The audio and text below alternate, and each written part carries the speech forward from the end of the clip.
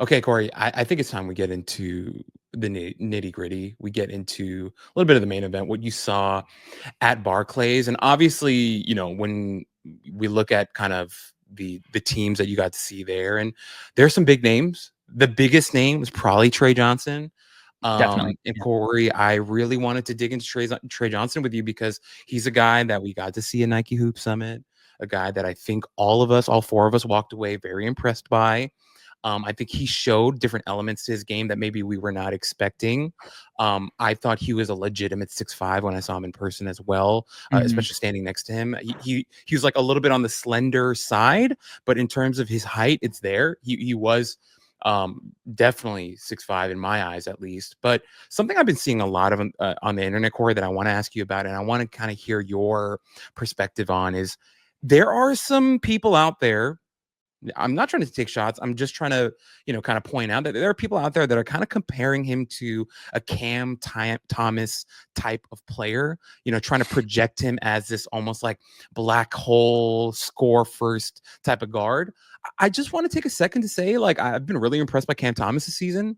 Corey, you and I were big fans of Cam Thomas, We before the were. draft. And, like, obviously he had some bad tendencies with maybe his shot selection and the lack of passing stuff. But in my opinion, Corey, I think he's looked a lot better as a passer this season, especially on that Brooklyn Nets team and the way that he's competing. Obviously, they rely on him to score the ball a lot, but I don't think he's been the black hole that people make him out to be.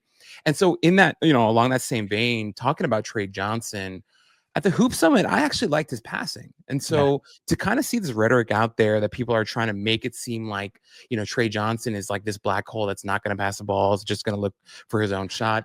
Wanted to kind of get your perspective, what you saw, what you were able to take away from seeing him in person again. I mean, look, do I think he's a shoot first player? Yeah, I do. But like Cam Thomas was shoot first, second, and third. Like, I don't think Trey is that. Like you said, and when we saw him in person at Hoop Summit, like, I was really impressed with some of the passing stuff that he displayed in the practices, where it was like, oh, this is a guy that can run ball screens. And I think that he showed that in high school too. I mean, I spoke to a team scout that was like head over heels for him. And because I think his potential as a shot creator, it's like you get excited about those guys. And, to me, like, he's got like that wiry, like SGA frame, but kind of like Terry Rozier's game a little bit, Yeah. And which I don't think is a bad thing. I think Terry Rozier is a good player at his best, and you just get like kind of like a wiry, taller version of that. I think that is a good thing. He had a rough night. He had a rough tournament, Right. percentage wise. But like what I liked about it is that he hit really clutch free throws, and he hit some big shots down the stretch the night that we went to see him. And so he has like this next shot mentality and confidence where like he is not going to waver if he misses a shot. He thinks that he's going to make the next one. And I think that's really important right now because, for guys who are shooters, because that's what he is, he can get to that second level and pull up and hit mid-range stuff, but he still does kind of struggle to get, to the rim and be a guy who is getting a good amount of attempts there. And, if he was a guy that was like a true 3-level scorer like that, I think, he legitimately would be able to implant himself in that, like, could he go 2 type conversation, top 3, whatever. But I think that kind of hampers that for me right now. But like, he's got sick footwork. Like, he's comfortable, like hitting like turnaround middies out of like post ups. And the shot is, it's pure. Now, he struggled so much that in warm-ups, when I was trying to get like my warm-up, video that you slow-mo or whatever that you see on social, it probably took me like 5 minutes to get it.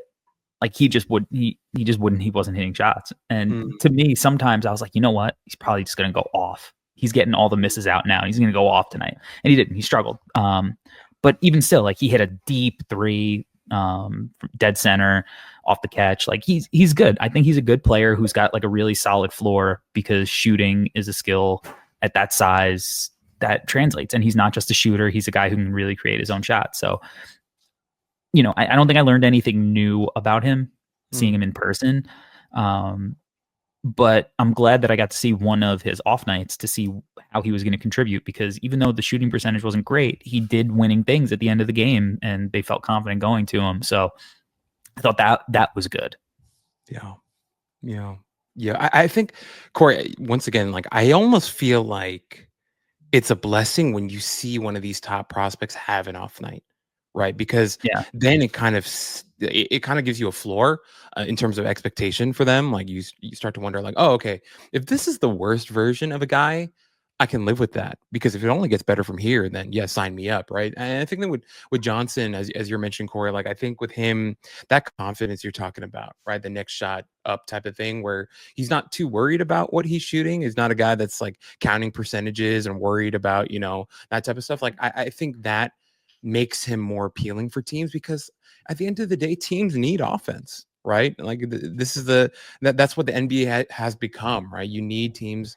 Sorry, you need guys who can put the ball in the bucket. Obviously, defense is important. Defense still wins championships.